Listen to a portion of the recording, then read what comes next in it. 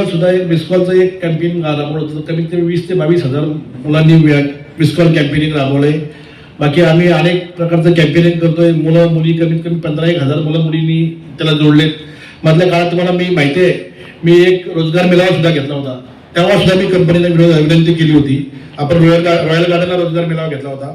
बाबा आम्ही जेणेकरून आपल्या स्थानिकांना रोजगार मिळावा यासाठी आपण रोजगार मेळावा घेतला होता आणि आपला हेतूच तो होता. मी जर आमदार झालो असतो तर इतक्याला सगळी लोक परमनंट नसतील हे पण लक्षात ठेवा.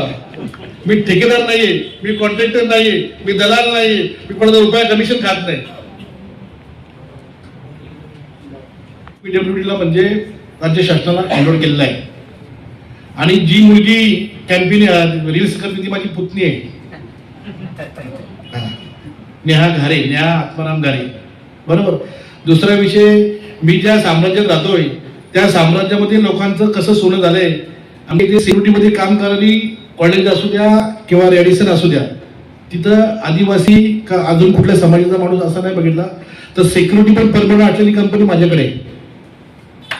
सिक्युरिटी सुद्धा परमनंट आहे. आणि हा रस्ता फक्त आणि फक्त मी आमदार नसल्यामुळे किंवा माझ्या एरियातला असल्यामुळे जाणून बुजून कोणी ठेवला असेल ते त्याचं तो बघेल. मला त्याबद्दल काय बोलायचं नाही. तुम्ही माझ्यावर ब्लेम केला त्याबद्दल काही मला ते बोलायचं नाही. फक्त तुम्हाला